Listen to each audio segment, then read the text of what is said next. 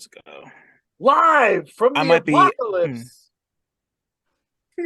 This is not Jimmy Fallon playing a game with Kate Hudson. This is State of the Game. I am here. I am Dano, and I've got 3 resolutions for the new year. Okay? Number 1, salute to small professor. I'm going to pronounce the J in yawn. Jean. It's going to be Jean in the new year. I'm going to do it. It's a Philly thing, man. Yeah, it is. Second one is the first 2 are pronunciation. I'm going to pronounce Quelle Chris correctly for the whole from going forward. You can't hear somebody and mispronounce their name, right? I can't be sitting here. I love Prangles and get laughed at. You know, people. I got my words right. So that the third thing is I'm going to stop filling glasses all the way to the top like a little child, which is something I've been doing. My son asked me for a glass of milk, and it's like, it's edging over the top. It doesn't even make sense.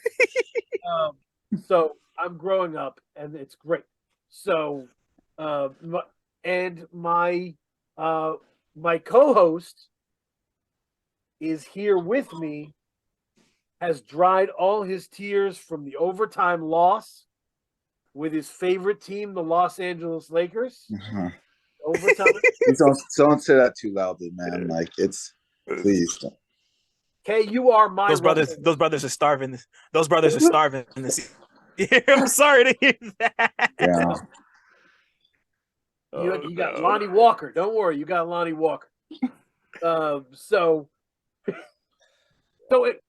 We were gonna do this with Crate 808, and honestly, even when we were planning on that, I had called Kay and said, "Look, next year when we get somebody, I kind of want to just go full Dylan Green on that shit." It was like right on, and we have so much fun talking. So this has seemed natural, and you interviewed DJ Premier. You're the man. Come on, son. One connect away from. So, shout out to you on that piece. Amen. Yo, thank you. Thank y'all so much, man. A proper intro for Dylan Green. This is somebody over and over and over again who gets thanked because you saw them first, right? You have guests on Real Notes over and over again who are like, thank you. You saw me when no one else did. You flew the flag, and now I'm here. And whenever that happens to me, I think, oh, this is Dylan's business. I am now part of this. Stop, bro. Stop it. Don't do that to yourself, bro. You do so much for so many people. Like when you're doing 15 points per game, you got to look at the guy who's at 27. Like, okay, I could get there. And so that's Dylan Green is that, and I'm so happy to have you. And yeah, I mean, this is the year end. This is a lot of fun. And okay, before we go in the list, there were a couple things I wanted to talk about, right? First, with Dylan, because we were talking before this started about different albums and how we see them. And I have this friend at work who was a DJ, Phil. Shout out Phil. Yeah. And he was whenever I would go off about rap albums in our work chat, he would just start laughing, right? And he would just say, your critic brain makes me laugh. And I understood what he was talking about, because I would be listening to an album and I'm constructing the narrative around it, right? I'm putting it in legacy terms. And he's like, you're a dork. You don't listen to music the way people do. Like, so there's a legitimate part of that, right? Where whenever people come hard at you, Dylan, about like the way you looked at an album, I always think, they're just looking at it. Is it dope? And it's dope to me. And I don't know what's wrong with you. Right. Whereas critic brain is different. It has subsections all in it as to what you're thinking about. Is that real? Am I making that up? Yeah, I would say that's real. It's kind of strange, cause like when I listen to an album, especially if I'm reviewing it, Well, typically only when I'm reviewing it. Like I'll go through it, I'll listen to it casually while like I'm doing something else, whether it's like making dinner or like playing a game, and just kind of like enjoy it on that casual level of like, I like this, I'm rocking with this, I'm jacking that, I'm not fucking with that, like just like general, like, okay, this is like the feel of the album, so I can like have the experience before I really start to dig in. And then the second listen is when I'm like, okay, what's the theme here? What are they trying to say? Like, do these beats work together? Like what's the intent behind this, and does it work? Like like, so I guess I try to incorporate both into my listening experience, because like context and history and like technicalities are important, but at the same time, like if some shit feels good, I'm gonna acknowledge that it feels good to listen to, even if I don't think the song is good. It's weird, We were talking off camera about a review that I don't know when this is running, so I don't know if I want to say it because I don't want to spoil it. But It's gonna be a few yeah. weeks. Yeah. Oh, okay, never mind then. So yeah, no, I can say it. Yep. Yeah, I just turned in my draft of the Absol album, and I thought it was mid. Like but like there's like cool aspects about it, and I like how I just like the fact that he's feeling well enough to be able to talk to people about himself, and that's beautiful. But he's also over here spitting fucking granola bars. Like, Mm. I don't need to hear anybody talking to me about some "you very venereal, I'ma set you men straight" in 2022. I don't need to Mm. hear anybody talking about "knew I might be on BET, now I think I might be ET." Get it? Because he's ET the Ugh. alien. I don't need, no, like, stop. Like, please go like like I felt like some of the shit I would hear, I felt like I was listening to like an epic rap battles of history video. And I'm like, bro, you need to get the fuck out of here with these bars. Like, stop. Like, but Yeah. it's just like, like, but I say all that to say that like there's things about the, like Absol, he rides the beat so well. He Yeah. sounds great. Like his voice sounds awesome. Like he sounds better. He sounds like he's in a good place. Like he sounds confident. He sounds like he's here to go. It's just Mm. like it doesn't fully work. Mm. And two things can be true at once, like the enthusiasm's there, but but like the actual work doesn't hold 100%, Yeah. Yeah. and it can be hard to parse those two things. That's just my opinion too, No, like That's a I'm great with somebody you. might distinction. walk That's away a with great point. Yeah. No, thank you. Yeah. Kay, I would say if I were to give like a very simple definition of critic brain, because I wouldn't want to nail it down too hard, I would just say critic brain goes beyond whether you liked listening to it, right? Like most people are listening to an album because they want to see if they like it, right? And Mhm. if they, it's good. Critic brain goes there, but it goes to lots of dimensions beyond that, right? Whether it's Yeah. artist legacy, whether it's production in the zeitgeist or whatever. Yeah. So Or if even it, or even like engineering, like engineering is something a lot of people talk about, but that's not really like that's a very Right. inside baseball type of thing, even though it shouldn't be, because shout out to the engineers. But yeah. Like yeah, engineers. So that's just keep in mind that like if there's something on my list and or something excluded, right? There's a lot of albums that you loved or people loved that that aren't on my list. Mm. Freddie Gibbs' Soul Sold Separately is not on this list. It's not. yeah, And I that's fine. like, I love Freddie Gibbs. He's one of my favorites of all time. This album, I don't like the personality of this album. Hmm. I don't like a dark album about feeling lonely with Jeff Ross making baby mama jokes. Yeah. I don't like, Yeah. and And Joe Rogan making mushroom jokes. Yeah, I get it. I get yeah, it. Right. it just never worked for me. And this, on top of that, like if you don't see your favorite album in here, just know this is one of the best years for music I've ever seen. Like Yeah, it's been a great year. whatever you wanted in 2022. So there was just too much greatness Yeah. from play around with your project. And like I feel like I've said this like the past 4 weeks.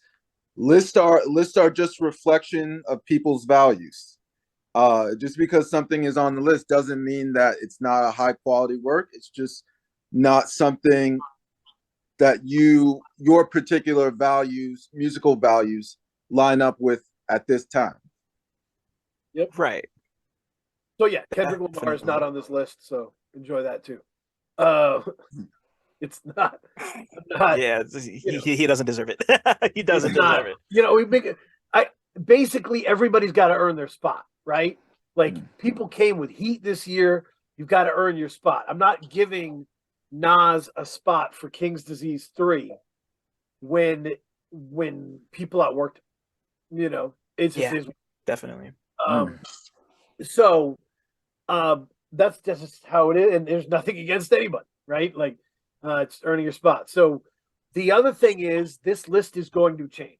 This is the last year it will be the way it is currently because of Fatboy Sharif and because of Illogic, because of so I've wrestled with this over the years, Dylan, of EPs versus albums, right?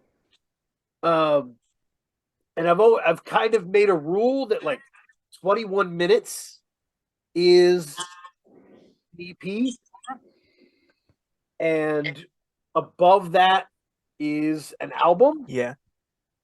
And it's been, it's been dicey because there's people like the Illogic album's 23 minutes. It still feels like an EP to me. It is so. And I was listening to Preaching in Havana. I interviewed Sharif, No Face, and Gang. Such an incredible project. It's like 1819. And I was looking at my list and I was like, I don't get to put this on the list. Like, the rules then? Like, let's change the rule. It's my list. Like, so next year it'll just be the best projects of the year. Fuck the delineation. And you can thank Fatboy Sharif. Like for Kip Stone and just everybody who worked really hard on sort of projects this year because it's been so the rules are changing that That's way. Fire. Yeah. You can't.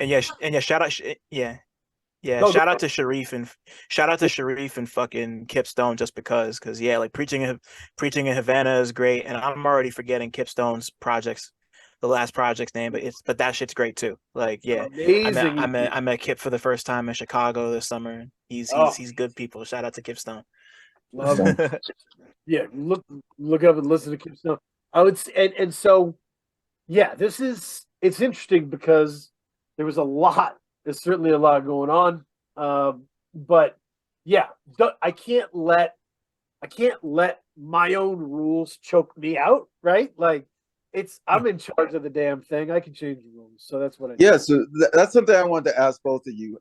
So compare the criteria and the way that you evaluated your 2021 list to the way that you evaluated your 2022 list.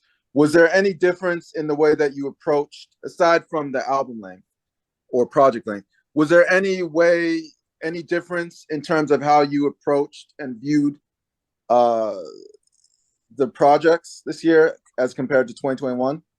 That's a good question. For me personally, the last couple of years, I've just kind of been ranking the stuff that I go back to the most, because like we all hear albums that we think are incredible, and you like acknowledge that it's dope, but you don't listen to it again, or you only listen to it like one or two other times. Like to me, the stuff that really sticks, the stuff that I'm like coming back to 2, 3, 4, 5, 6 times. Like just to name an example, Flanagan's Frank.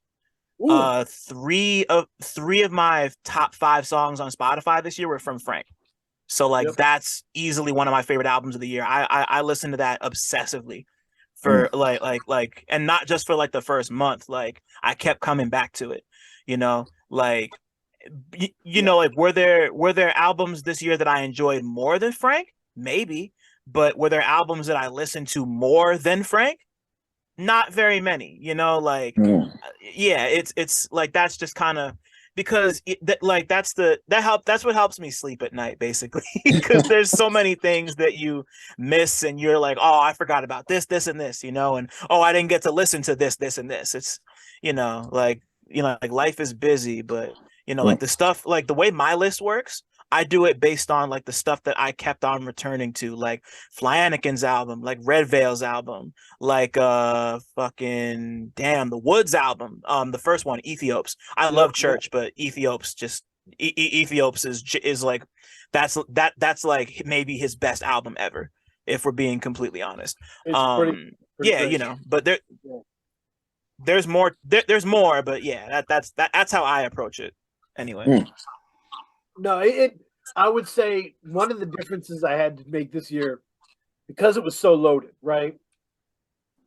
Like I didn't anticipate Lupe Fiasco knocking me up on my off my feet like that. I didn't anticipate a bunch of these artists coming out of nowhere. And That Lupe album's solid too. Yeah. right, that's like there's Very I solid. like I was never a Vince Staples fan, but like holy shit, right? Like I I Ramona Park is really great.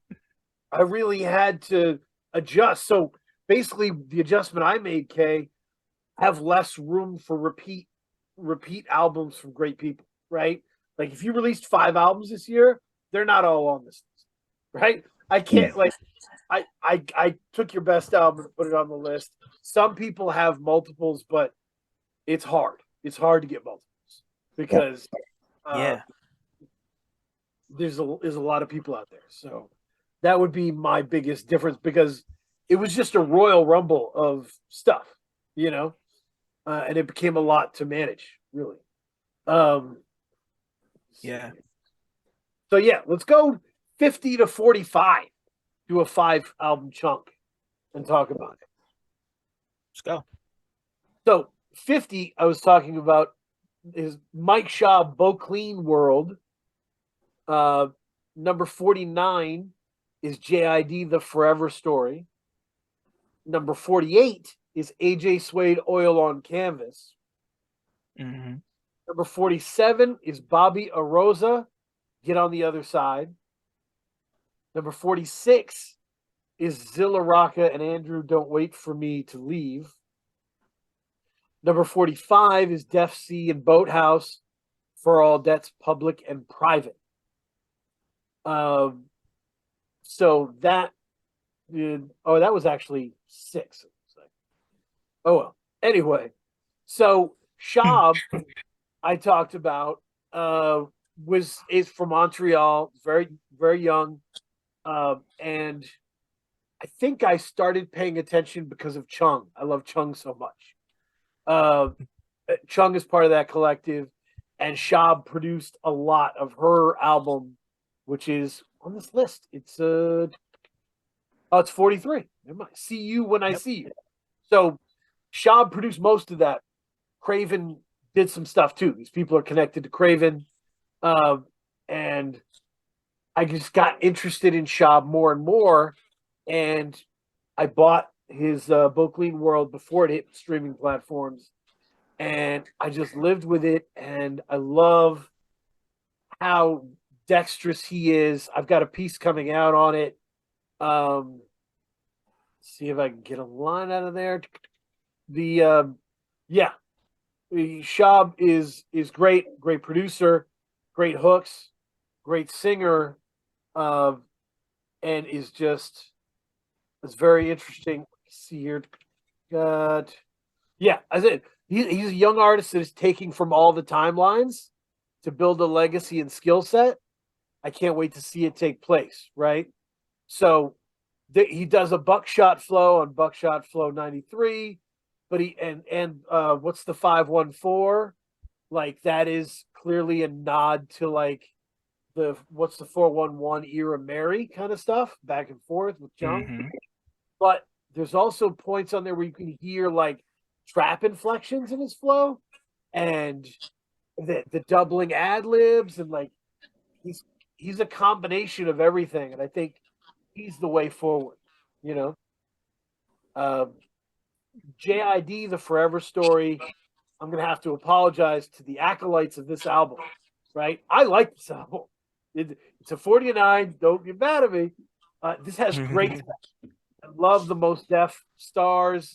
I love I love the middle. The middle chunk is really good. But this album is irritating to me. It has a juvenile energy to it that is irritating to me. Yeah. Talk about it. Talk about it.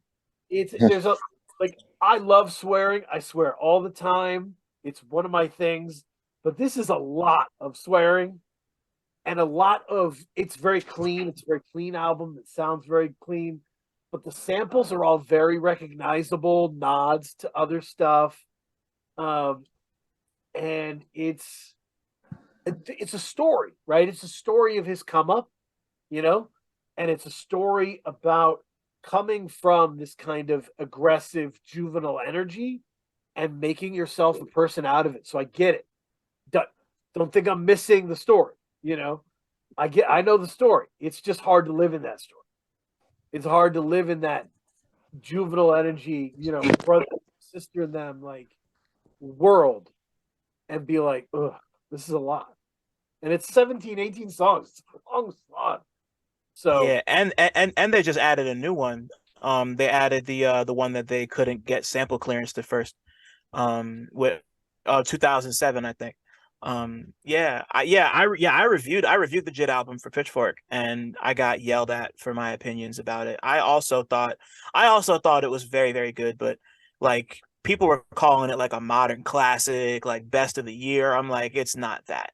And that's fine, Like I like the Denzel Curry album more personally.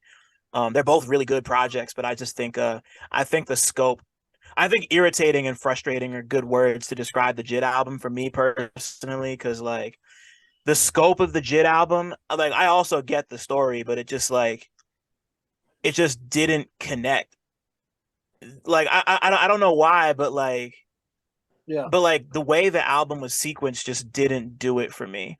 And once again, like I wish they didn't do a beat like I don't care about the swearing. The beat changes were what got me. Like there's one song that has like 5 beat changes, and it's like, okay, bro, like we get it. Like we get that you want to show, like the thing about this album to me is that like JID really wants to prove to people how much he can do. He's like, look, I can rap over 3 different beats on one song. I can rap over boom bap. I can do trap shit. Da da da. Like I can do all the things. Like look at me do it. Like he's like trying. He's like practically bursting a fucking vein, trying to be like, I can do all this shit. And it's like, just relax and pick like 2 things. Okay, like you're doing too much. Like pick 2 things that you can do, and then do those. Right. Patiently build this thing. Like I love surround sound. I think surround sound would be a good, it's a great like, song, wild ass track to just like build the thing around. I like Can't Make You Change with Ari Lennox. There's like this would be a great album to have on that Sean Kantrowitz Making Illmatic. Cut it down to 10 songs. Cut this down to 10 songs. I think it's oh yeah, definitely. Definitely. I think what's it called? There was what was I gonna say? I just lost my train of thought. I lost what I was gonna say. But yeah, no, I think cutting this down to 10 songs or like less than like the 20 that it is now would have been cool. There's just like there were a couple that I'm like, this doesn't need to be here. Oh yeah, I remember what I was gonna say. Blood and Them is one of my favorite songs on the record, but Lil Durk doesn't belong on that beat. He doesn't sound good on it. I really didn't like his feature was good, but he didn't sound right on that beat. Like he was like lagging behind the violins in like not like a cool stylistic way. It just sounded sloppy. Like it just didn't sound good to me. And yeah. Anyway. And AJ Suede, Oil on Canvas. AJ Suede is definitely an MVP candidate, right? I mean, yeah, he's hard, man. He's been going crazy.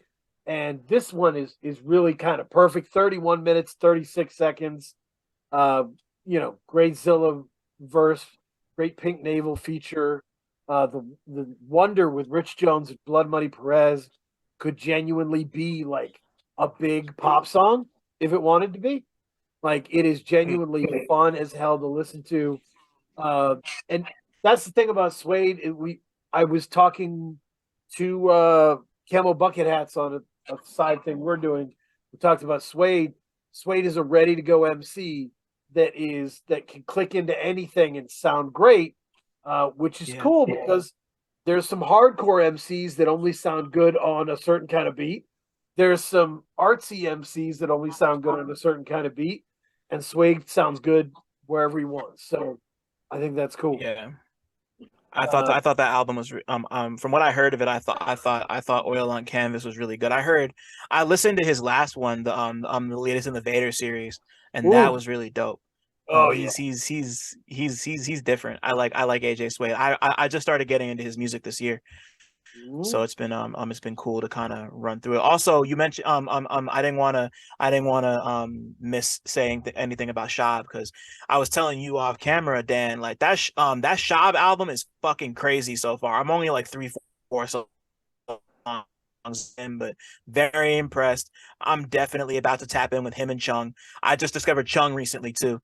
Thanks to Nicholas Craven. So like they got it going on like that. Yeah, I had to make sure that was said. Like, super dope. Get on the Other Side is from Bobby Harosa is from Helsinki, Finland, where he's at. Okay, this is like a really classic, smooth, well written soul album. The writing is really good. It's kind of about COVID and trying not to go nuts. The tags on it are deep soul, sweet soul. It's very smooth, very thick, very well orchestrated, great voice, but great writing if you listen to it. And it's one of the things I was really impressed with this year. There's been a lot of good R&B and soul music, and a lot of really well R&B and soul music. A lot of what I'm going to tell you about these R&B albums is the writing is staggering. So that's something we haven't said in the past. R&B stepped way that. I agree. So 45. Oh no, so let's go 46. I got a great shout out, Dylan. Zilla on Call Out Culture. Okay, this is one of my favorites. Zilla said at this point he doesn't make music that like critics will go nuts for. His shit is satisfying. It's just happy, right? And he says because of that, he makes more money, but he doesn't like have analytical acolytes that break his shit all the way down. He said, except Dano. Shout out to you, Dan. That's beautiful. That's one of my favorite shout outs. Get the except Dano tag, because that is I live to be except Dano. The person repping for people doing good work who may not get the analytics. I think this is a very impressive album from Zilla, because Zilla's a dyed-in-the-wool Wu-Tang nut, and he's made his Wu-Tang albums, right? 96 Mentality is the Capadonna album. Like, he's made his Wu shit.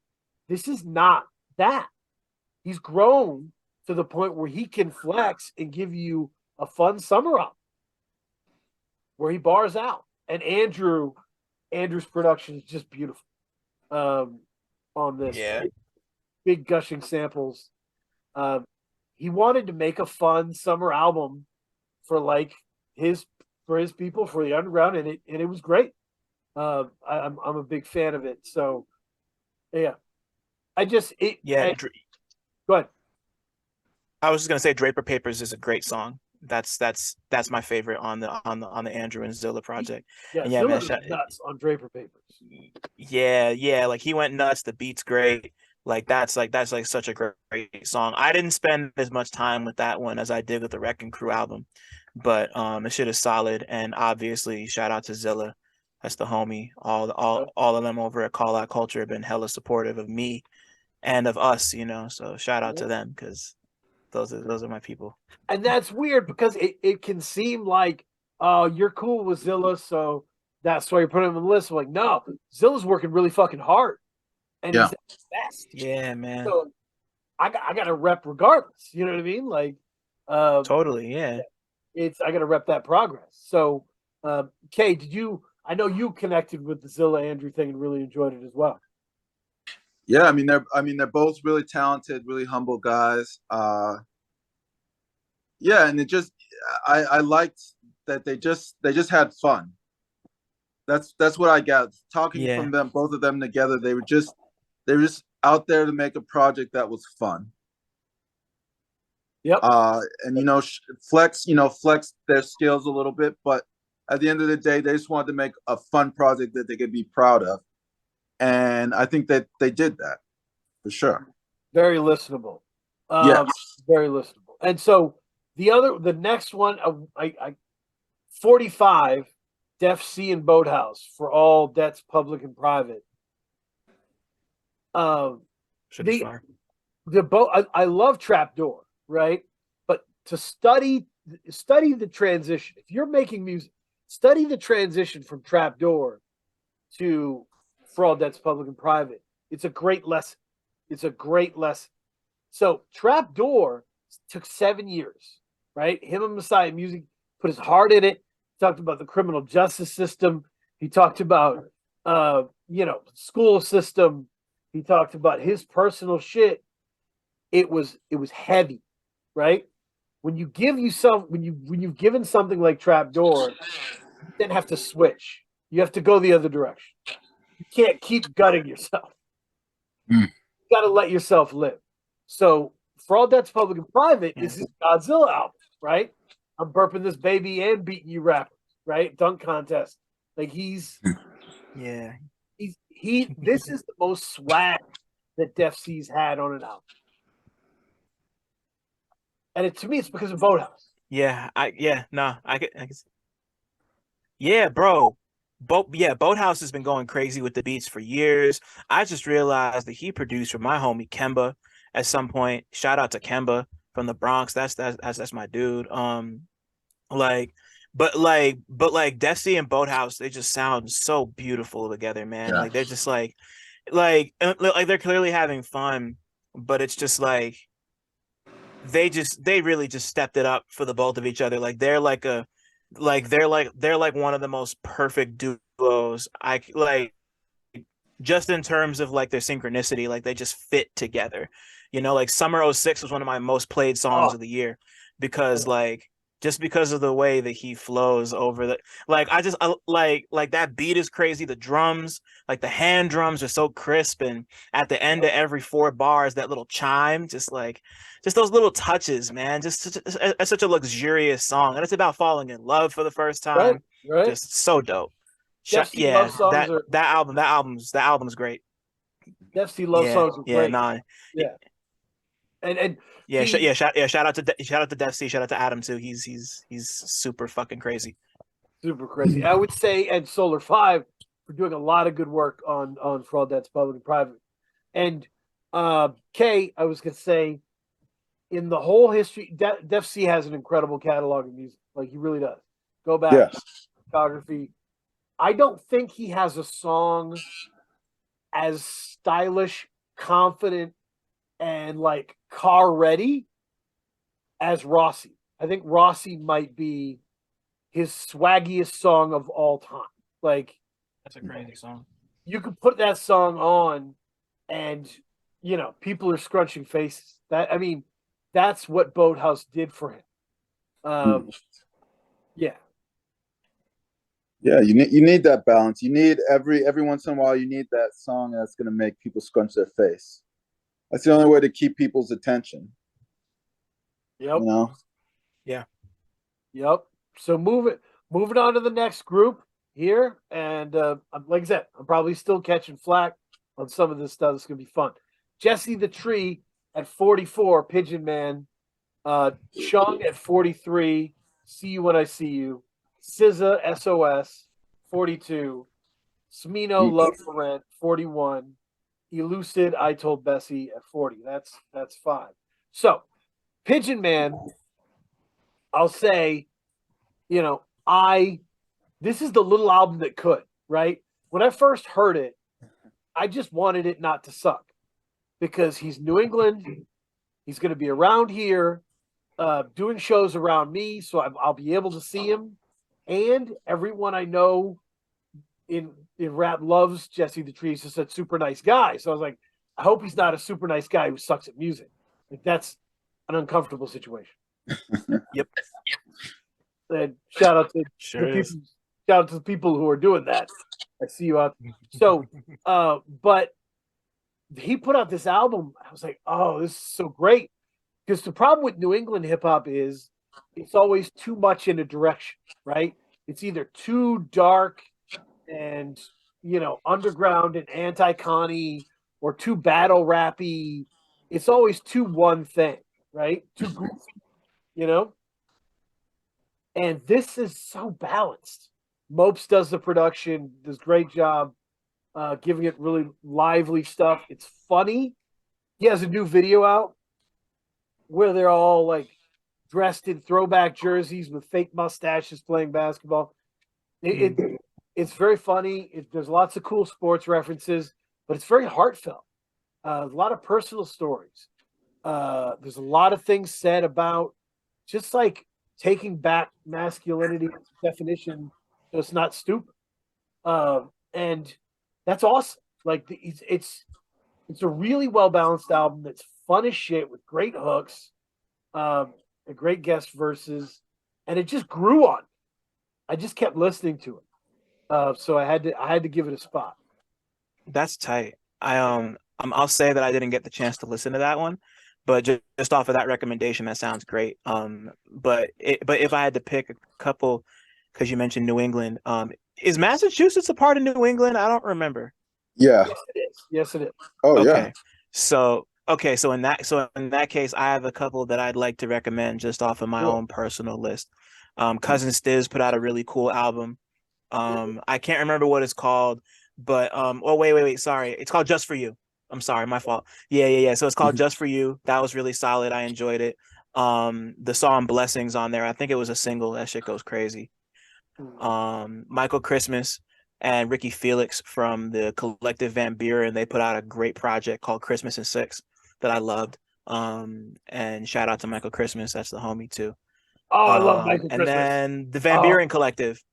Michael Christmas is great, man. Like I'm yeah, bro. Van Buren goes crazy. They put out a really great project too. All of them. There's Van Buren Collective. Tell them we just saw it live. Do you remember this? Oh damn. Oh yeah, yes. Oh yeah. We just saw him, dude. Oh, the collective. Yeah, the Van Buren. They were wild. That was wild. There was a lot of people on stage. A lot of people on stage. Yeah, bro. There's there's like 10 of them. They all like, yeah, it's fucking Ricky Felix and Luke Bars and goddamn Saint Felix. I could sit here and name all their names, but like Andrew Regis, there's a bunch of them. They're really fucking awesome. They've had a great couple of years, and the project they put out this year was super strong. So everybody go listen to Van Buren. Tell him. Van Buren. Tell him State of the Game and Cinema Sci sent you. They'll know what it means. Yeah. I love. So, by the way, Chung, I see you when I see you. There's a confidence in Chung that is so cool. Like, so that is not, it's just effortless. It isn't a kind of trying to impress you. It's, no, I'm explaining to you what's going on and you listen, right? And there's a line on this album that I always quote that is kind of the sticking point in my head. Okay, she says, I get respect from the waist up, love from the waist down. That's hard. That shit is crazy. The album is so full of lines like that where you're just like, oh shit, like It's a ball. Chung is really. That's a great line. I keep telling that's everybody, hard. like, get Chung as your feature. Pay Chung. Chung is going up. The stock is going up. Yeah. I saw the thing that she posted on Twitter, and that's how I followed her not too long ago. She's dope, man.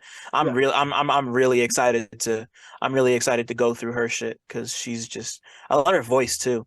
You know, Oh, like so she yeah, like she just it just cuts through and like she like between like her and Glorilla, it's just like it was an amazing year for women with like fantastic voices. Yeah. So yeah. yeah, it is.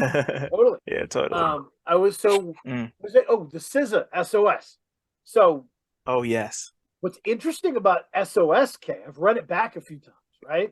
Mm-hmm. SOS it's such a one-to-one mixture of paralyzingly sad imagery and really goofy pop song moments.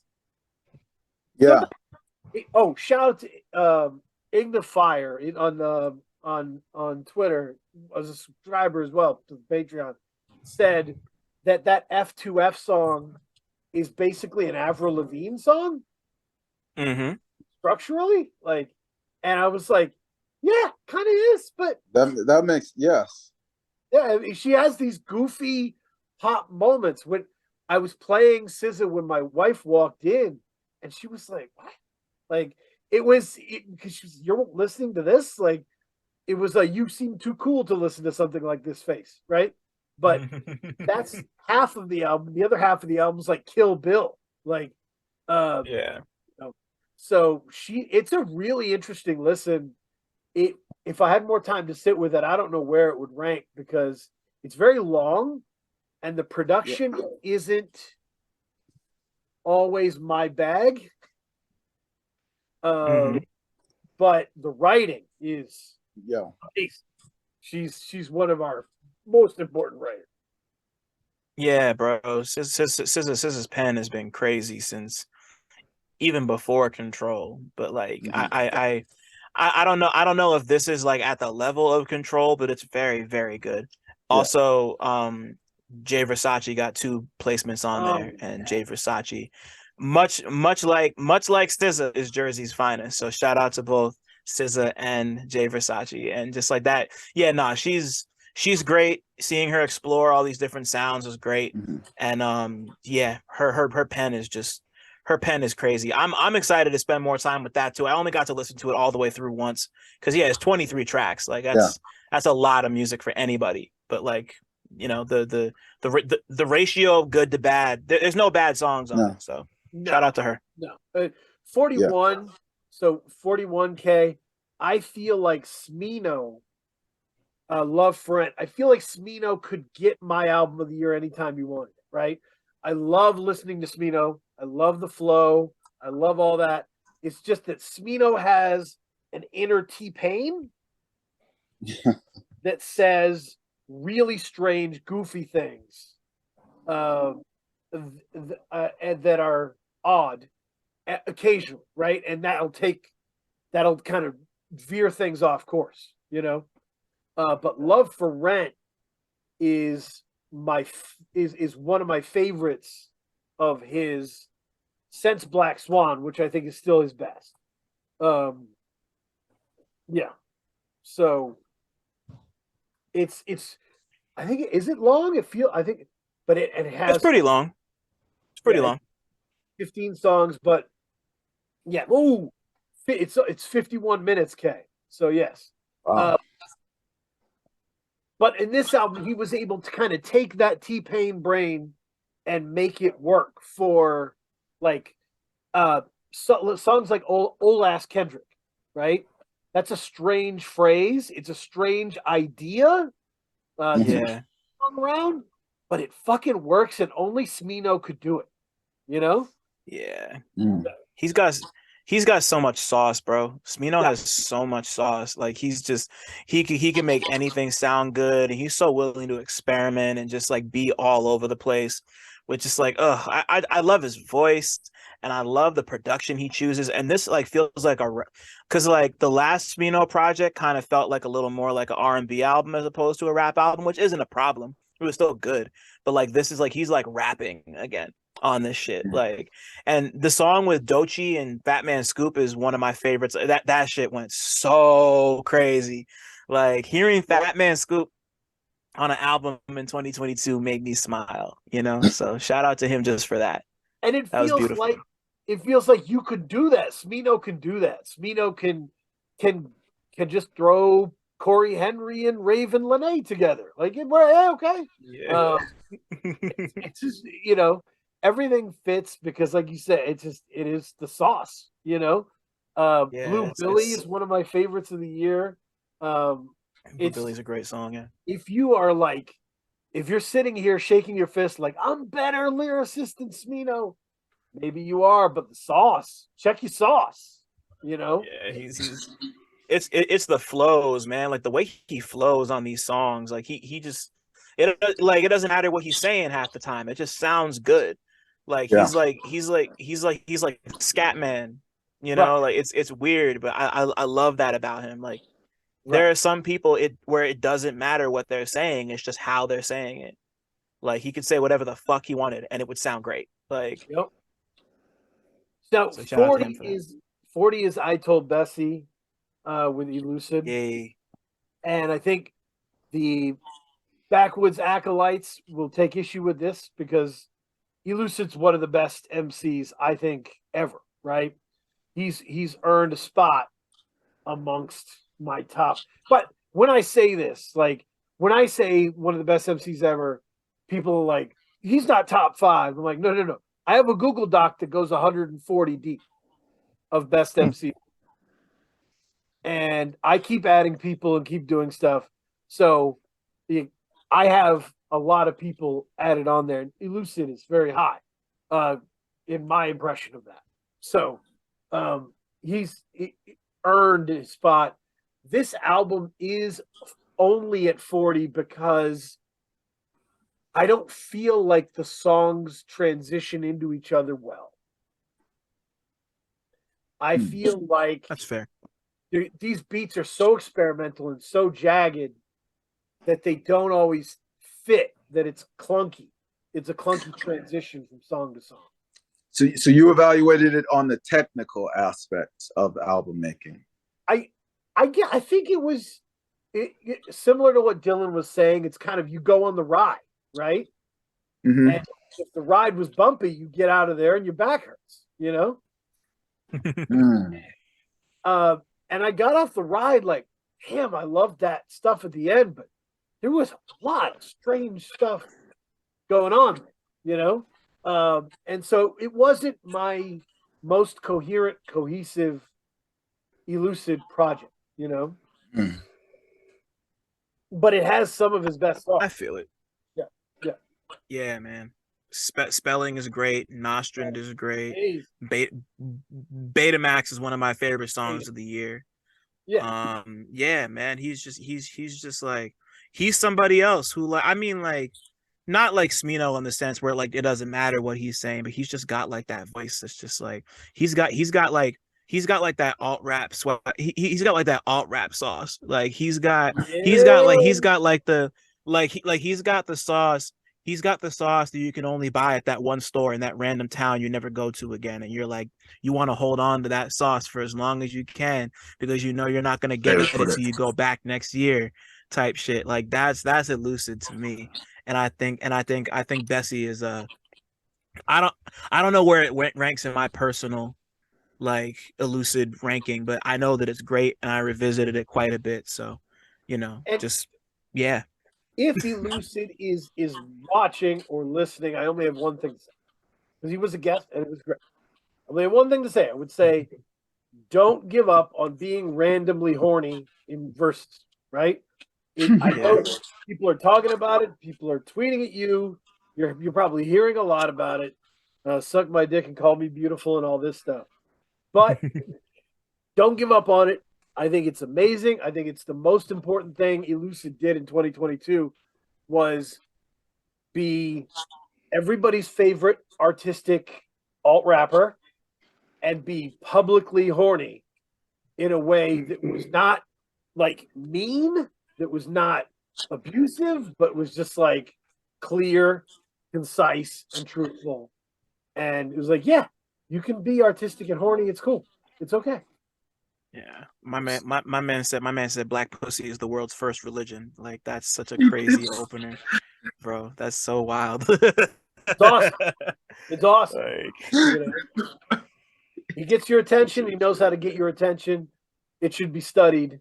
Really an amazing individual. So and I mean 40 up. I mean this is no joke right up here. 39, Boldy James and Craven, Fair Exchange, No Robbery. This is the album that made me stop weighing in on drumless versus drummed hip hop. Like Craven is so dope on this. It's beautiful. And Boldy is nuts. Boldy's whisper flow is incredible. yep. Whisper flow, K. I always define it as like it feels like you're at a party, everybody's talking, and someone you don't know gets right in your ear and whispers the most insane shit to you. And your eyes are bugging, and you like, who can I tell that this person just said this? Will anyone believe me? That's what a whisper flow feels like when it's well done, and that's what Boldy feels like every time. Doesn't come out with some great man, metaphors to show, man. Yeah, man. Sauce and now the whisper in your ear at a party, man. This is some high level shit. Yeah, bro. I keep a big bag of metaphors. I'm not gonna Nah, man. Yeah. Yeah, and so does Boldy. Boldy keeps a big ass bag of metaphors. That's his whole thing, man. Like only fitting. he's been working this year. Bro dropped like 5 albums this year. Crazy. But that Craven one's definitely the best. I listened to it pretty hardcore for like that first like 2-3 weeks. Yeah. Playing in Tall is one of my favorite songs of the year, but I could just pick and choose from any song. All the songs are great. You know, there's really no misses on there. Like, but like I feel like we're at the point now where Boldy could be looked at as like a Pusha T, just in the sense that he like talk like he's a specialist, and he just manages to find the coolest ways to talk about his life and the shit he's experienced, and it never sounds old. You know, like you just like going, he's just like barring up on every song. Like it's kind of crazy and scary that he's as good as he is at that. It's wild because like Boldy kind of proves wrong all the shit that everybody was saying about how Griselda was getting worn out, right? Because Boldy keeps going and never sounds worn out. It's awesome, but it's no, it was and Yeah, oh, go ahead. yeah, he's rapping all of them under the table. Like he's the best rap. Like him and Rome Streets are rapping circles around fucking Gun, Conway, and Benny right now. Like the two of them are, and Armani Caesar too. Pretty much everybody who isn't one of the big three, like they're rapping circles around all of them right now. Like they should be, like more people should be talking about the Liz 2. More people should be talking about Kiss the Ring. More people should be talking about everything Boldy's been doing, because like the three of them are on a run right now, for real. Yep. No, and Kay, for people that are releasing like 4, 5, 6 projects a year, like I'm still gonna fuck with you. I'm not like I'd prefer less. I prefer a max of 30 to 40 songs. However you get there, that's my preference. But in a year, but if you go more, that's fine. Go as many as you want. Just don't be mad at me when I pick your best project and rep. Right? I can't rep 7 albums at once. You know. Right. Do you think people nowadays are releasing? Are they just working harder, or are they just releasing more music? Like I think about like a Jay-Z. You know, Jay-Z had like when he was coming out, he had like an album a year. Right. Do you think at the time, like the work ethic? Do you think it's gotten better in terms of like the 2022 work ethic is more robust, or do you just think they just weren't releasing as much material back then? What do you think, Dylan? Damn, that's a tough question. I think I mean, like Jay is somebody who was gonna take his time no matter what. Like you don't get, like you don't get an album like The Blueprint. You can't do that in 2 weeks. You know, like Right. you can't make an album like The Blueprint in 2 weeks. You can't make an album like Reasonable Doubt in 2 months. Like you can tell when people take their time on shit. And I just think the expectations were different at that time. Because like people, like they weren't really in a position where it was like, oh, we need 3 albums from you. Or like maybe he wanted to drop more material, but it just wasn't, like the distro models weren't really set up to sustain Jay-Z dropping 3 albums in 1 year, and like as much as I love Griselda and all of them, I don't know that I can think of a single Griselda project that's as good as The Blueprint or like or like Reasonable Doubt. Mhm. Like maybe Tana Talk 3, maybe Fly God, maybe Supreme Blind Tell, maybe Yep. Reject 2. Yep. Like those and like those are like their breakout projects. So, I think what works. Like Griselda's not putting out bad music. I just think that the thing that's inherent with dropping so much music is like eventually you're gonna be like, okay, like it's kind of it's a bit much, like I know I'm gonna like it, I'm gonna listen to it. It's the Currency thing. Like I Yeah. love Yeah. Currency, but I'm not checking for every Currency project that drops anymore. Just like I'm not checking for every Griselda project that drops anymore. And I think there's benefits and drawbacks to that, but I think like to specifically answer your question, okay, I think yeah, I just think that I think the times were different and it wasn't really like Jay-Z releasing 3 albums wouldn't be sustainable. I don't Right. think, Yeah. like I mean, so Kay, I would say two things, right? First, it was easier to record music now than it was then, right? Mhm. Like that too, yeah. home studios, home engineering, social media that connects you directly to people in Australia, you know, people in New Zealand, to people anywhere, right? Uh, so it's so easy to click up and get a project done. So much easier now, just from a technical standpoint, the technology. Second thing, and this is very important. You talked about Jay. Jay was beholden to a machine, to a label machine. Mhm. Yep. He had to get the album through the label. The first time Jay even thought about 2 albums a year was when X came with 2 albums a year and they both went platinum. Right. Oh, that's fine. That was when he was like, oh shit, we can do it that way. The label hadn't even thought about multiple albums in a year from one artist until then. But like Sleep Sinatra doesn't care about that shit. He's not on a label. Mhm. He's getting his shit done and moving. Right.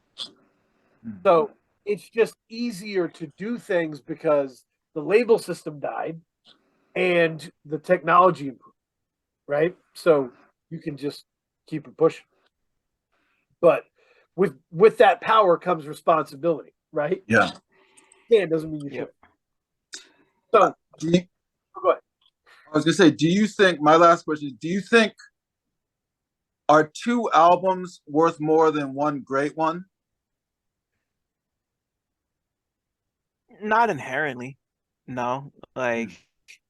Like if like somebody puts out one great album and another person puts out 2 pretty good albums, Mhm. like I'm gonna go with the great one usually. Mhm. I mean, like not like that isn't to say we can't just listen to them all, but like I'm trying to think of like an example from this year. Um, yeah, well, yeah, I don't want to mention anything that's on this list because we're not there yet. But Right. like you look at an album like you look at an album like Red Veil's Learn to Swim, right? Like to me, that's like a fantastic like breakout album from this fucking 17-year-old kid who produces everything himself, mixes it all himself. He plays fucking piano. He's a goddamn prodigy.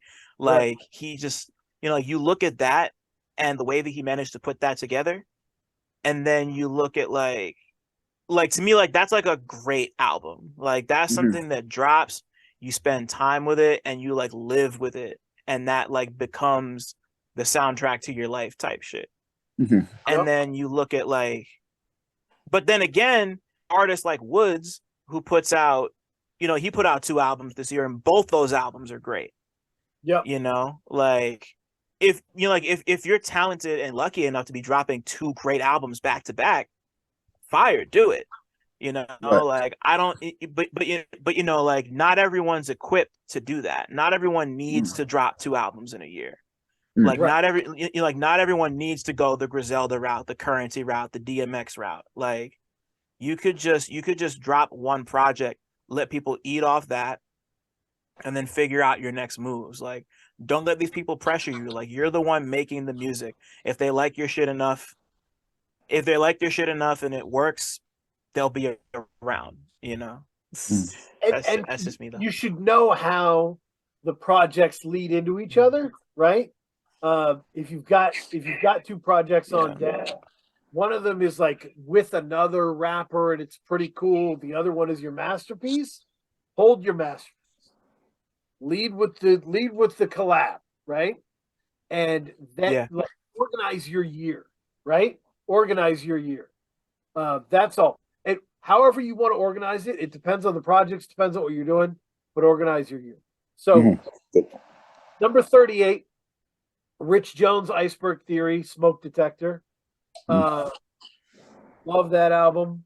I just got to chop it up with Iceberg. He was visiting Maine. It was awesome. That album is gorgeous. And a full album experience of Rich doing, you know, great rap songs, back and forth trade-off, disco singing, just everything. You know, a really talented cat who kept going different places and killing features, as like some people would call him the Nate Dogg of the underground, you know, with just buttery voice. And this is really his, you know, his best work yet. So I'm just very happy that he was able to do that. 37 is Akai Solo, Spirit Roaming. This album stomped up my list over albums I love because of the pure force of it. Akai is so forceful on this album that what you were saying, Kay, like the problem with putting out 5 albums in a year is you'll never sound like Akai does on Spirit Room. Yeah, man. Akai sounds like he's like etching this into stone. You know, like this is legacy shit. Yeah. Sound like he's feeding the streets. He sounds like this is legacy shit. Yeah. He's painting it all right now, and he's been working to this point for like the last 4 years. And you know, like we were talking about Backwoods before, like Woods and them made the decision, like we're gonna nurture this dude and like give him the resources to get to where he needs to go. And this is that, you know, like this is like he finally, like I've been waiting for Akai to have this kind of moment since like 2019, damn near. And like he finally hit that shit, you know. Like this is like this, like I would say like this and Black Sands. Well, no. There's Akai has too many great projects to have a definitive one, but like between this and Black Sands of Pink Sifu and fucking the Navy Blue project, the one that Navy Blue produced, like it's I don't know, man. I'm not always huge on rappers who feel the need to use every $3 word they could find, but Akai makes it work. He's just so good. He's so good at making the shit flow, and he just punches through. It's great, man. I loved Spirit Ring. Shit was so dope. And he and Akai did a thing where he put out an EP, Body Feeling, before Spirit Roaming that was really good to kind of set the table, right? And then boom, Spirit Roaming comes out, and now he's on social media like, hey, go get Body Feeling and then listen to Spirit Roaming. It's a continuous thing. And so that was really well done to connect those projects and connect the year. Totally. Yeah. I'm excited to get my copy. I already pre-ordered my vinyl of a Spirit Roam. I can't wait. Now, the interesting part about Teddy Faley, Teddy Brown at 36, right, is we did an episode on like really personal albums where you gut yourself, right? And on that episode was Teddy Faley, Teddy Brown, and Mavi's album, Laughing So Hard It Hurts. And those albums to me have been like playing each other one-on-one in my head a little bit, just in the sense that Mavi has such a galaxy brain. We'll get to that. But Teddy is so forceful, and it's like leaving it all on the court kind of shit, right? Like it's insane what he says and what he does in this album. And just the amount of sweat equity, like, you know, people who are working hard and achieving something that nobody else did. Teddy Brown kept sneaking up the list because I was like, there's just nothing like it. There's just nothing like it. This is insane. All like the white guy underground rappers who want to be personal, they usually give you Drake kind of personal, like the personal that makes me look good, you know? So they can get in cool with the audience, and then do shady shit when they go on tour. But Teddy's like, I'm a mess, and here it is, you know. And you know, Teddy recently was on social media thanking everyone who worked with him on Teddy Brown's. That's gotten a lot of love, and he was like, I got to thank all y'all because it's not easy working with me, and I know it. You know, he knows what he puts people through, but he delivered. I mean, this is excellent. So, shout out to that. I gotta check that out. I didn't get to hear that one either. Holy Body Roll, A Billy Free and the Lasso. Okay, Oof, we love that one. It's a good one. And this is one of the ones where, like, because people, I did interview them, and it was an incredible interview. It was one of my favorites. But I kind of fell in love with this album researching for the interview. Mello offered me the interview, and I was like, I'm not passing up a chance to talk to the Lasso. Like, the Lasso's brilliant. So I booked it, and I had liked the album, but when I listened to it and studied it, turned critic brain on, I was like, holy shit, the writing, A Billy Free is unfucking believable on this. Those love songs at the end, Kay, they really might be in the running for my favorite love songs this year. Wow. I want to get specific on that. Near the end of the album, yeah. I'm gonna go with the last of 4. Silhouette, Between Us Is Light, Burned But Returned, Riding the Beam. Silhouette, Between Us Is Light. Those are just beautiful fucking songs, beautiful written songs. And I'm proud of A Billy Free for writing them every time I listen to it. I'm just like, fuck. If I had written that, I'd be a dickhead right now. But number 34. Shout out to the Lasso. I just wanted to say that because he's amazing. So funky. I love his style. I love like the history and context he brings to everything he does. He's just, yeah, man. Just like all the group shit. I'm a huge fan. Shout out to the Lasso for real. also we got a chance to talk to the Lasso about like how much he bonds with the people he works with. That he can't just crank out these projects. It has to be symbiotic, you know. And so that every album that the Lasso releases feels like a different relationship that is coming to fruition. And that's what's ill. Like it's the relationship with Elucid becoming an album. It's the relationship with A. Billy Free becoming an album.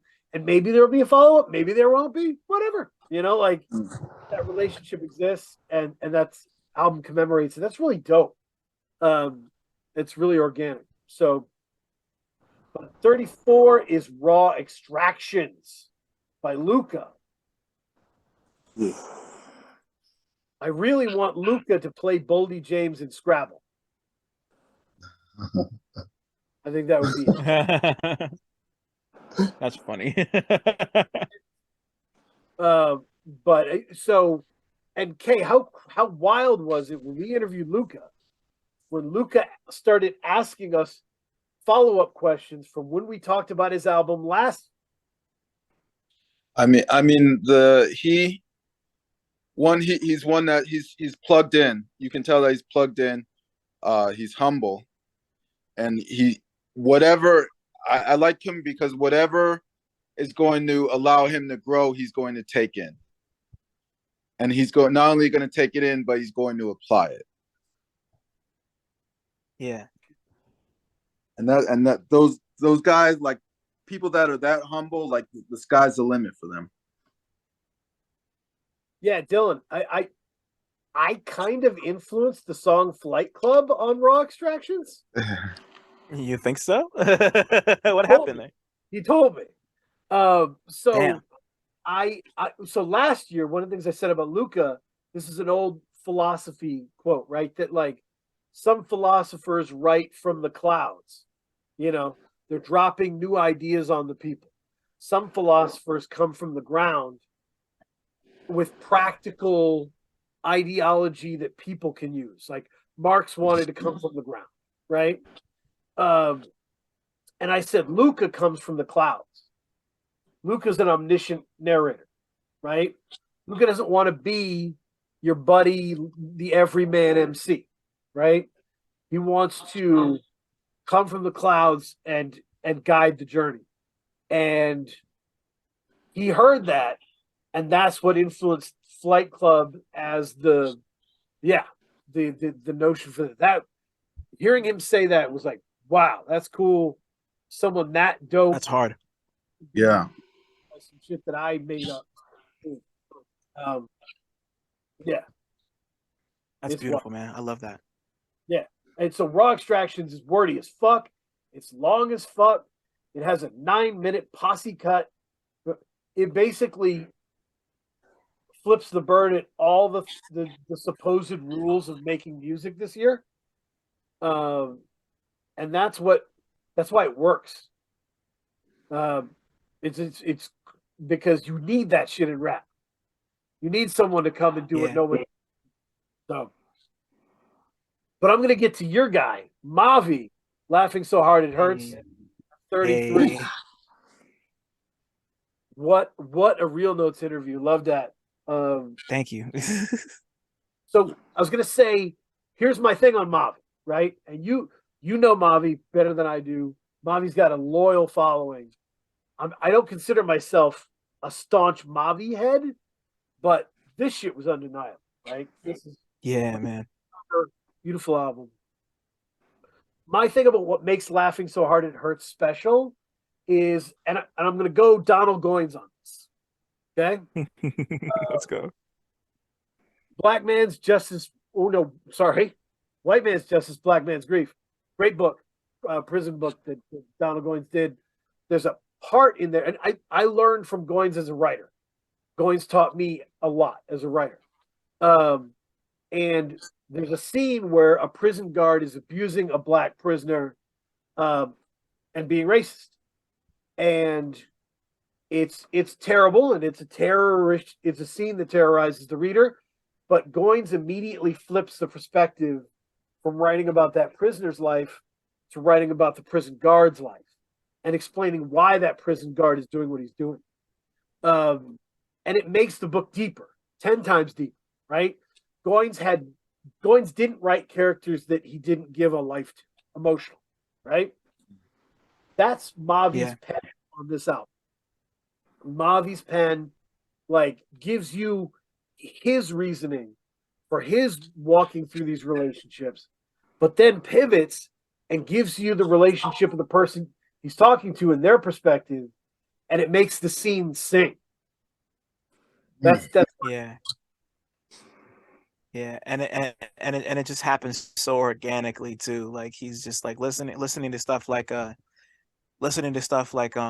Opportunity Kids, and like just like him talking about his collective, and him talking about he and his lady accidentally losing their baby, and just like Mavi's special. He's like, I'm at the point where I'm like, he's generational, one of one. Like he's like like he gets the right kind of song and he's a star. Like he could I I I hate to put it like this, but he could be like the next Earl, just in terms of like appeal. Like their styles are so different now, but like I think in terms of like appeal in that like underground sense, like he's poised to hit like that at some point. And like like this album is so soulful. I love the beats. Shout out to Wolf Morpheus. Shout out to goddamn Monte Booker. Shout out to goddamn Da Vinci. Shout out to, there's so many names just who did incredible work on this. It's like my man Paul Thompson reviewed it for Pitchfork, and he talked about how the production exists in this middle space between lo-fi and like super duper polished. Like it's not quite clean, but not quite dirty, and it's just so like it sounds so fresh, and it sounds so alive. Like this album is so alive to me. Like High John and Hemlock and just songs like that.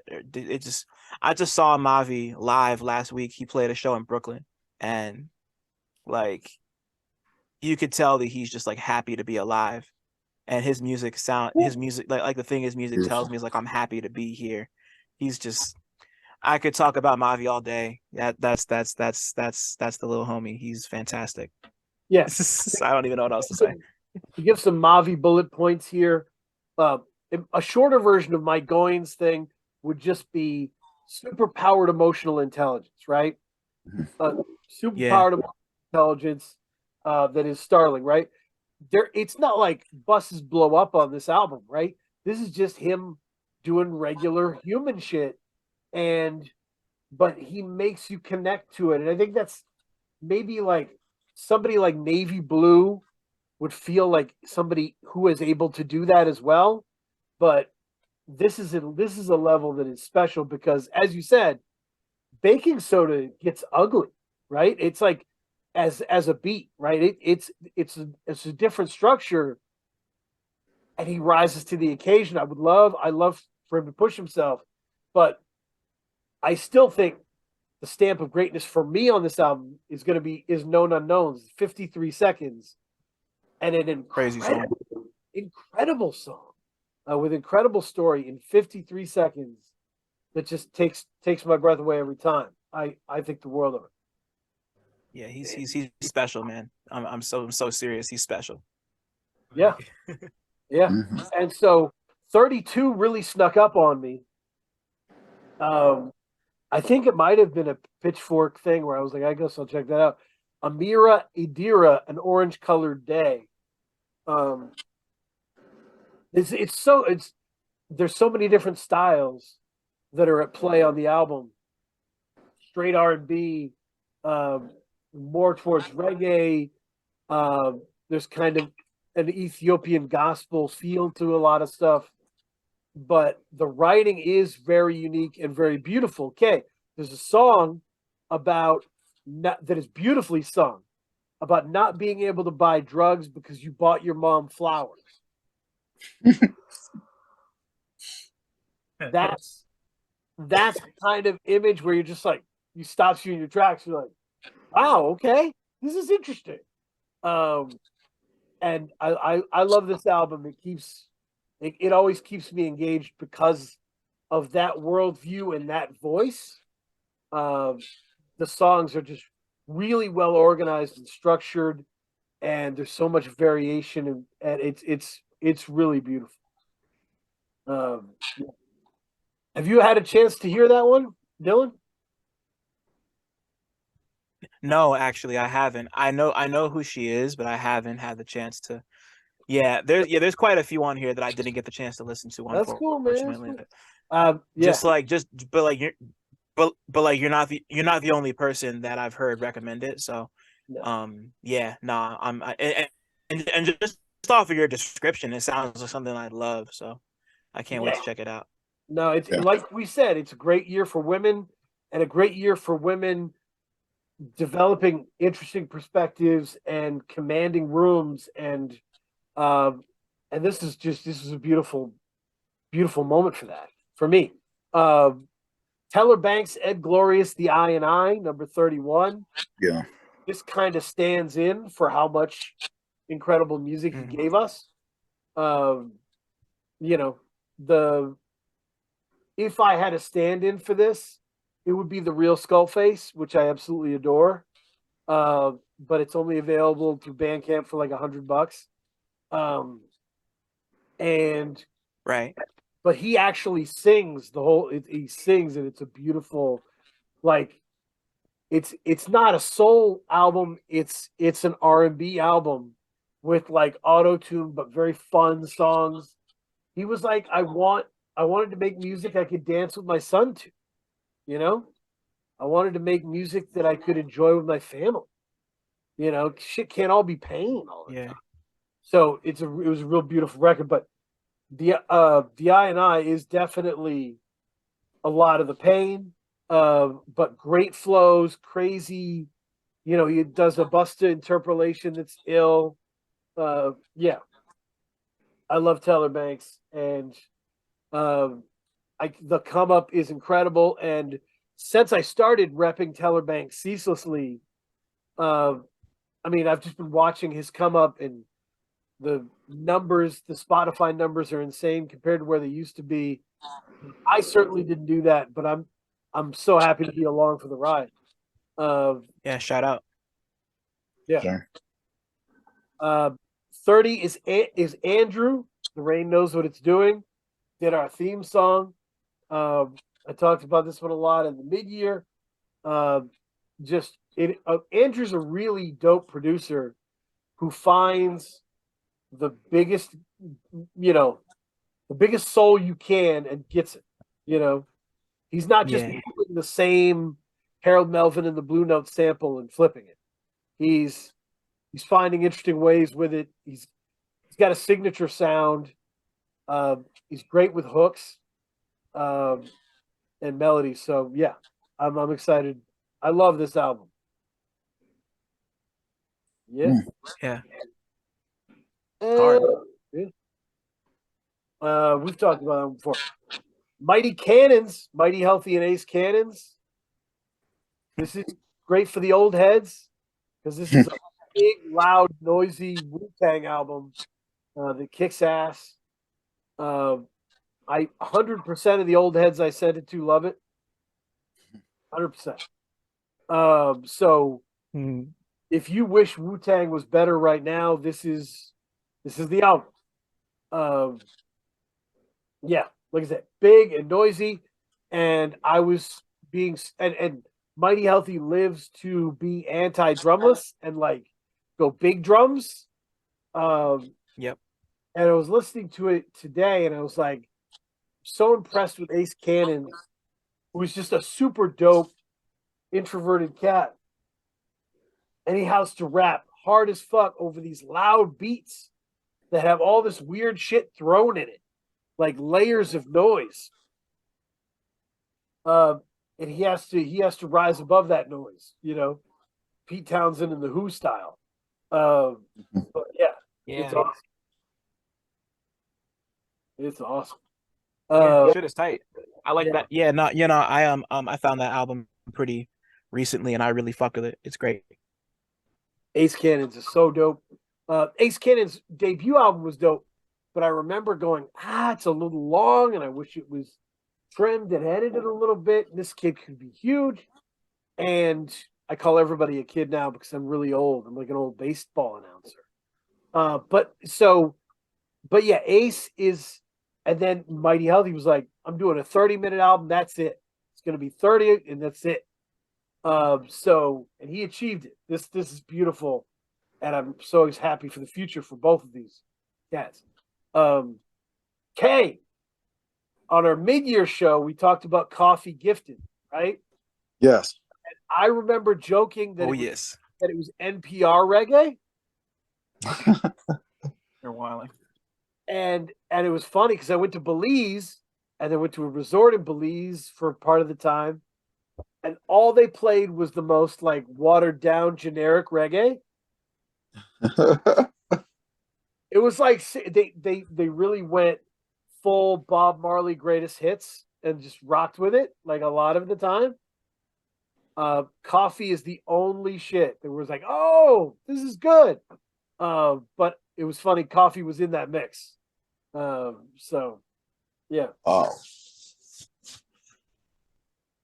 Yeah, I'll be interested. I'm gonna have to go back to that, but I'll be interested to see what she does with her second project. I think she could find everything's about balance. I think she could find the right balance between what she wants to do and kind of what other forces around her or other influences would like her to be. Kay actually said that Coffee Gifted was too polished. Yes. That there was like a sense that it was maybe prepackaged or it didn't feel, fully human in a sense. Maybe. It didn't feel natural in terms. I don't want to say it was try hardish, but I think once you get your accolades and once you've established your reputation, then you can relax a little bit and maybe develop some things that are a little bit more natural to you and not have to worry, not have that fear of whether it's going to be accepted or not. Yeah, I think a large chunk of that comes from the fact that like a couple years ago she was like the big breakout star in the reggae scene. Like she kind of had this big moment where she was kind of like on the same platform as somebody like Popcorn isn't really reggae. He's more dance hall than reggae. He's kind of like in the middle.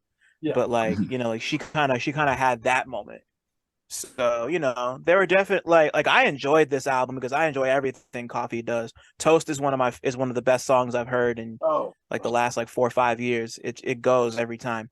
And like, I think I liked this. I didn't like I agree in the sense that it felt a little too polished. It very much felt like a hey, let's show them what you can do with our budget type album. But like but like it works. It's not bad. It's just that's just it. You can like it's easy to tell when somebody puts out a project that's very like backed by that's just like this isn't really it's not A&R to death exactly, but it's close, like you could tell there was a lot of outside influence on what made it, which isn't necessarily a bad thing, but you can just tell. It's pretty easy to tell when an A&R has been like, yeah, you need to put this, and this on here. The label's not giving you this money. Like, it is what it is. I mean, it starts off with the Bob Marley sample, right? It's like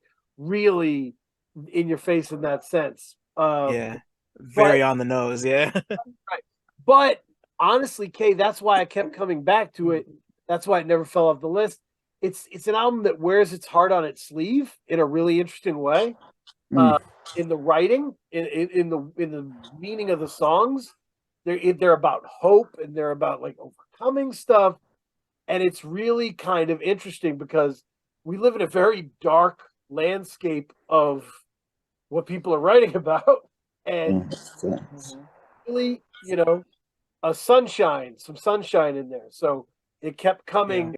and the voice is really good, clean and clear. It's just a very talented person all the way around. But yeah, that's yeah.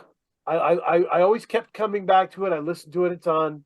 I have to give it its due, regardless of how safe it may feel. You know? Mm-hmm. Definitely.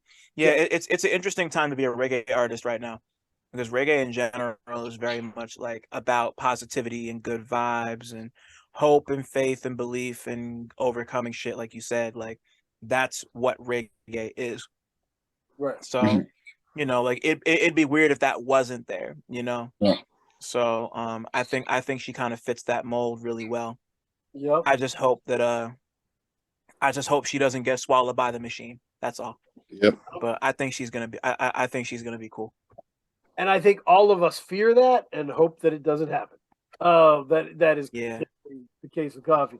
The next one up, 27, I believe, is, and we're almost to the Halfway point. week. Mount Joy, Orange Blood. Oddly enough, I discovered this band based on my favorite Philadelphia 76ers podcast, Rights to Ricky Sanchez podcast. And they are big Sixers fans, and the lead singer came on, and so it was good. I checked out the music; it was good. This album's a huge step up. This is one of those rock albums where the instrumentation's pretty straightforward. It's not genre bending in any way, and the lead singing is very bluesy and soulful, and the songs are just really well done. This feels like Orange Blood feels like an album that could come out in any decade in rock music and chart and be important. It has a universality to it. Yeah. So it just stayed with me. I just, Yeah. yeah, I dig it. That's tight. I like the title a lot. Yeah, I know it's great. Orange Blood is a cool ass album title. There's a run in the middle there that is just really dope. What is the Joy Orange? Yeah, no, it's and I don't know. Maybe I just don't have like hugely high expectations for rock music at this point. But shit that is gonna bang for me, and I'm good with it. It's not an album that's gonna blow you away, but it's an album that'll stay with you, which is dope. Right. Yeah. I Oh, I had the same relationship with this. No, what no, were go you ahead. gonna say, Dan? Yeah. 3, 4, 5, Oh, 6. sorry. That's the run on the album. 3, 4, 5, 6. On Gotcha. Orange Blood. Gotcha. Amazing. Johnson song, Lemon Tree, all that shit. Crazy. Go That's ahead. tight. Yep. Ooh, Lemon Tree. Lemon. What's it called? There's this band called Animals as Leaders. Yep. They're extra dope. Them, uh, it was them, the Dream Unending album. They're this like sludge metal group that I really fuck with. And somebody else put out. Oh yeah, not Metallica. Meshuggah put out a project that I listened to once and I really enjoyed. But as far as rock goes, those are kind of my three. Rock's not really something I'm checking for like that. Unless it's punk. And if we're talking punk, Show Me the Body and Soul Glow both have fantastic fucking albums this year. That Soul Glow album, if y'all didn't hear that Soul Glow album, Diaspora Problems, that's like Diaspora Problems is incredible. Go run that. I gotta Diaspora run. Problems is That's awesome. fucking great. They're they're an outfit out of Philly. They're so dope. Go check them. Oh. Now, 26. We're doing recommendations all through the show, okay? This is loaded. Hey. People should have a pen and pad checking this shit out. So, number 26, where we got to end the day, it's with Vince.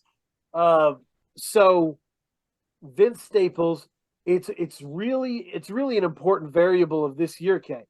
For me, this year was full of artists I never liked who won me over completely. a full Hmm. year of just like me overturning years of baggage by just falling in love with the shit. I never really understood Vince, right? To me, if I want like West Coast gangster rap, I'm going to J Rock, right? This was back in the day, right? Mhm. Going to J Rock. If I want like meaningful, like thoughtful, provoking music, I'll go over here, right? I'll go whatever, Kendrick, whatever. So I never knew why people liked Vince. To me, it was kind of muted music. It was okay, but I didn't really get it, you know? Uh, Ramona Park Broke My Heart is the key that opened the door for me. And I'm just like, holy shit, I can see it all now. And I just love this album too. It's so bouncy and poppy and fun to listen to, slide and DJ quick, but it's also cold as fuck and dead inside, right? Mm-hmm. Like, Mm. hit him in his back. Is he still moving? Hit him in his hat. Like, oh my God. Some of the meanest shit anybody said is in Ramona Park Breaks My Heart. And you'll be dancing to it and you'll be like, oh, wow, you know? Yeah. Beautiful. When did this album come out again? It must have Was been it like May or June May or June? or something like that. Gosh, it feels I like, think. I I mean, that's the thing with music. April Like 8th. it feel, huh? April 8th. Oh, it was April. My April, fault. April. Never mind. I mean, musically, like April feels like a lifetime ago. It's because every week, like there's new projects left. It's kind of like that. I'm sorry that are released. It's kind of like musically. It's distorted time a little bit.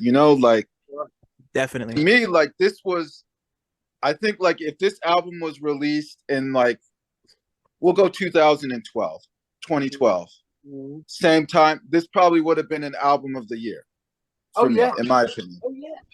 Right. But because, like this was released April, beginning of April, we're just getting waves of music, like new music every week. You just forget about things that happened like before, like anything released before May is kind of like blurry. Yep. Yeah, I feel it.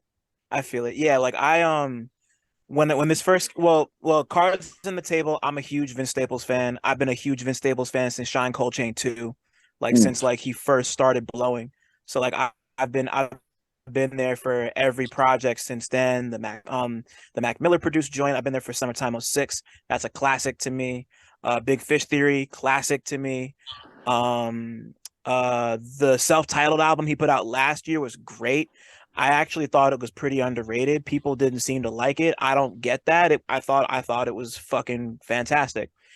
This is really good too. I don't know if I like it as much as the self-titled, but it seems to me that Dan, like that your opinion is kind of like I've been noticing a lot of people be like, I didn't really get Vince until I listened to Ramona Park Broke My Heart. And I get that, like having listened to it again pretty recently. Um, like originally my favorite song was Lemonade, the one with Ty Dolla $ign, who I'm a huge fan of too.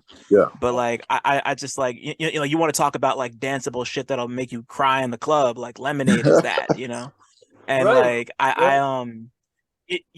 I loved Magic. I thought Magic was a great single. I really liked Rose Street. I thought Rose Street was a great single. Yep. But then you go like originally Lemonade was my favorite song on the album, but I listened to DJ Quick again, and like that might be one of my favorite Vince songs ever. Just like Yeah. like not even just because not even just because of the way it sounds like a Quick song, but just like I don't know, man. It's just so like a shit moves like a metronome, and it's just so easy to lock in, and it's just a vibe. I don't know what it is. And Vince has always been he's been one of my favorite writers for a long time, bro. He's just like his pen is crazy. He's just and like he's not even like overly descriptive. He's just very like he's very like reporting exactly what he sees, but he does it in ways that are like creative and interesting. You know, you could talk about When Sparks Fly, which I feel like is everyone's favorite song on this album. Just you know, like I Gave You Power 2.0, which isn't a Right. bad thing, but like, you know, it's just like the whole, you know, like that's like somebody who's like 17 or 18 is gonna hear When Sparks Fly and feel about that the way that people felt about I Gave You Power, and that's pretty nuts to me. I love that. Like, As it should be, like right? to As me, it should be. I can, Yeah. yeah, totally. I can see how this album would be the one to kind of bring people in to Vince because he's just, I don't know. Like to me, I've always seen it, but having listened to this again, I'm like, I can understand why this is the jump on point for a lot of people. It's great. You know, I almost want to say he outdid himself, but I like the self-titled just a bit more than this one. You know, just a little bit, but it's, you know, you can't really go wrong with Vince. He doesn't miss. Yeah. No, you know, you just think of how much, um, you know, how many bangers are on this thing. Yeah, You know, it's staggering. You know, it's staggering. So he's got a great ear, man. Like he's always had a great ear for beats, but like Absolutely. this is just like, sliding, paper cuts, bang that. yeah, There's just like all these songs are just rocking. And like, I don't know, maybe I was thinking about it like this is another strange comparison. You ready for it? But like Steve Carell, right? When you knew Steve Carell is funny and has always been funny, but when Steve Carell stepped into drama and it worked, and if you had followed Steve Carell the whole time, you knew it would work, right? He could just be that there, and it would work. And Seen this, glimpses of it. yeah, you saw glimpses of it, and so yeah, you saw glimpses that, like, you know, Vince was perfectly able to make his fun songs important.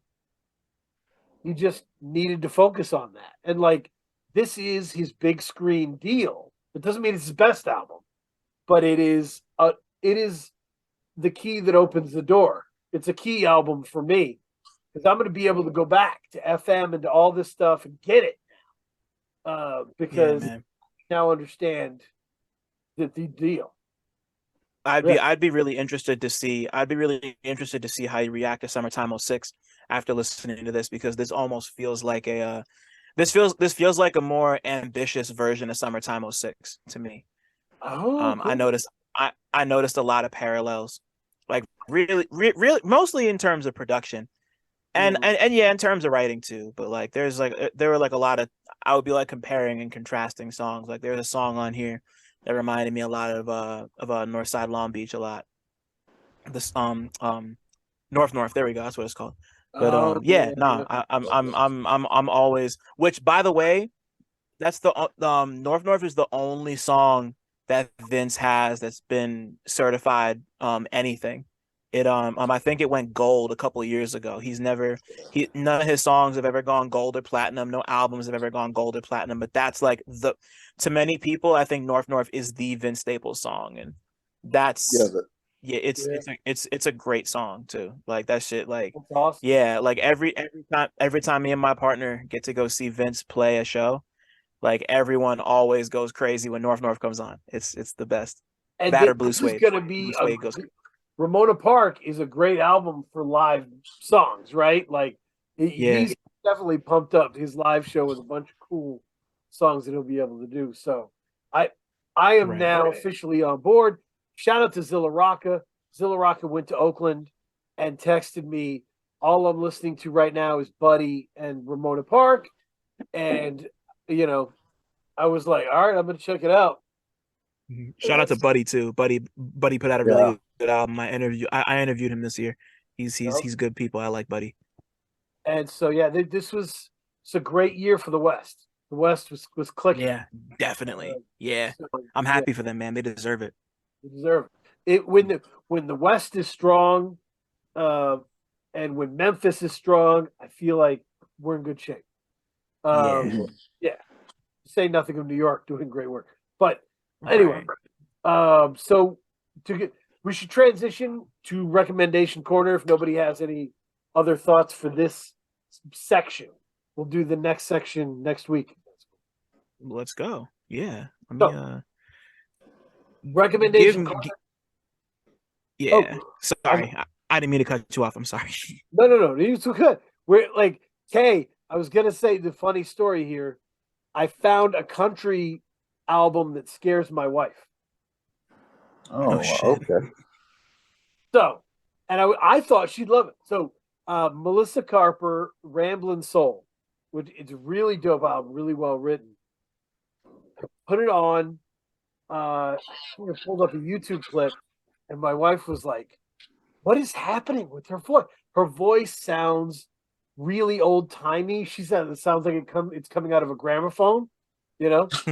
And like, she's just like, is it a thing? Did they do something to her voice? And like, I'm like, dude, this is a performance video where she's just like out at a lake, playing acoustic guitar. I don't think there's anything going on here. But she was like, there's something going on here. It just, if I put it on, she'll be like, turn it off. It's something the voice. I love those, but it's a really good album with really, really well written, fun songs. Um, I guess we were debating because Brandy Carlisle was on SNL. I don't know if you saw that one. No. And I basically was saying Brandy Carlisle's kind of not my kind of that world. Like, with, I don't want country that is in sparkly outfits with backup singers, and I don't want the big Nashville kind of feel. I like a more stripped down thing when it comes to country. This is my preference. And yeah, Melissa Carper is that way for me. Yeah, and there's a whole underground of country where it is more stripped down and less processed, and I just tend to gravitate to that stuff more. So that's my pick. Yeah. Yep. So what do you got, Dylan? Let me see. I might need to sneak two in here because I'm looking at the Do shit it. I've been listening to. The first thing that comes to mind for me is this album Travel Team Volume 3 by a rapper out of Baton Rouge named Wakai. He's extra dope. He put out an incredible album earlier this year called For a Dark Boy. Um and this is as you could probably tell, it's the third volume of his Travel Team series, produced by this guy named Wave World. I don't know where Wave World's from, but like Wakai makes like real smooth, like he just makes like real smooth, like fun, like neo soulish rap music that's really, really dope. I don't know how else to describe it other than that. I just wrote up his track Hidden Faces for the ones, and Mhm. yeah, I just love his voice. It's kind of like melodic and rappy on some Smino shit, but it's a little more rappy than melodic. But like it's just like he's just somebody who's also just got so much sauce, and he's a good storyteller, and just like he's just somebody that I want nothing but great things for, and I think he's about to have a big moment sometime in the next like year or two. So yeah, I've been running that Wakai project a lot. Um and what else? Give him a contour pick. Um okay, so then yeah, I'll make it an extra one. Yeah, so yeah, Contours Onwards is something I've been listening to pretty obsessively for the last 2 months. Like I like wake like some mornings I just wake up and play that whole album. It's like a great start your day type of shit. It's like a mix of like jazz with like hip hop sensibilities. There's a little bit of soul, a little bit of R&B. It's really, I wouldn't call it easy listening, but it's really comforting and really like it's like a type of thing you throw on like while you're sitting in front of a fireplace with somebody, whether it's a friend or a lover or whoever. I just had him on the podcast this past week, and he's a really smart and studied and funny and engaging person, and his music is just so dope. Like He makes a lot of it with like a lot of it's made through a combination of live instruments and samples, and it's just he tricked me a couple times because there were some songs that I thought were done entirely with live instruments and they're all samples. And I like to think I have a pretty good ear for that. So he tricked me a couple Wow. times. So yeah, it's yeah, no, Contour's project is called Onwards with an exclamation point at the end. It's really beautiful. Really, really beautiful. And then Is it fair to say that like that if you love Serpent with Feet, like you'll really enjoy Contour? I think that, yeah, yeah, yeah, yeah. yeah, yeah. Yeah, definitely. Yeah, definitely in that vein. Yeah, but like I'd be surprised if the two of them didn't find themselves working together soon, honestly. Right, right. I would love to see Contour like produce for Serpents with Feet, or even just have them two sing together. But then on top of that, I mean I'll just say it because like go listen to the new Little Sims album because it's great. Uh, Little Sims is always great. yeah. She's been killing it for years, and I'm happy people are finally giving her the respect she deserves. Yep. But I wanted to but like I don't have much else to say because she's dope. Go listen to it. But I gotta say, everybody go listen to this fucking Silk Money album. This Ooh. the new Silk Money album is just it's unreal. Like I'm like mad that it came out as late as it did because it would have been mine. It would have been like at least in my top three. You know, like it's like and for people who don't know, it's called "I Don't Give a Fuck About This Rap Shit. I'ma Just Drop Until I Don't Feel Like It Anymore." That's the Silk Money album. Like that's he's yeah, him and Khalil Blue, the producer who did the whole thing, just unreal, like real raw, rugged, like hardcore rap shit. Just it's just bars. Like it's Hell so of, fucking dope. it's a hell of a first listen. You got to strap in for the first listen on that. That is a serious deal. Yeah. Uh, yeah. Yeah. Silk Money's been going crazy for years. Like he was a part of this group called Divine Council. He got an Andre 3000 cosign like when he first got on. So like that's how Wow. you know he's crazy dope. Yeah. Well, his they did a song called December and they got Andre on the remix. And like Man. so he did that. Tyler the Creator produced half of one of his first solo projects. Like Silk Money's he's people fuck with this dude for a reason. Right. He's ridiculous. Yeah. That's Yeah. like I've been listening to that obsessively since it dropped at the beginning of November. It's fucking nuts. So yeah, and Kay, I'm glad. I I feel like Americans just do not want to acknowledge rappers that are not Americans. It's one of our things, That's a right? fact. Uh, That's a fact. That's a and fact. it feels like Sims is starting to break through all that. Yeah. Like it's not, it's undeniable at this point. Yeah. I mean, current she with so the new project is No Thank You. Yep. And I think I mean she's broken into my top 10 rappers of this current moment.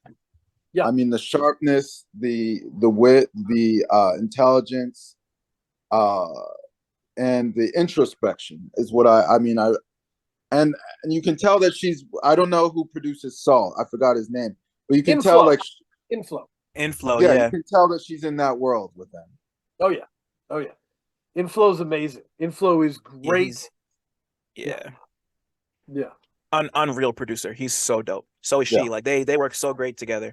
This is this is the project I wanted from her after Gray Area happened. Because Gray Area is still my favorite Sims project to this day. But Ooh, I mean, like great.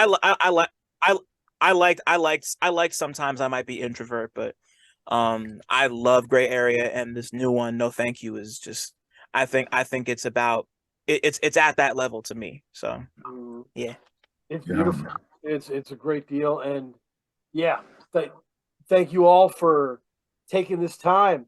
Kay, do you have any more recommendations for the people? Anything? I mean, I think I mean TV show wise, I would say the new season of Random Acts of Flyness I gotta debuted start last that. week. I'm so ready.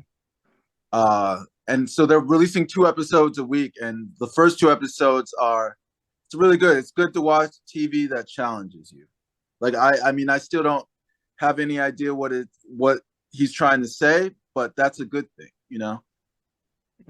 Yeah. It's gonna force you to go back, force you to reflect. And I just like, if you like a show that causes you, or you like art that makes you think and makes you have to work to understand the meaning, check out Random Acts of Flyness.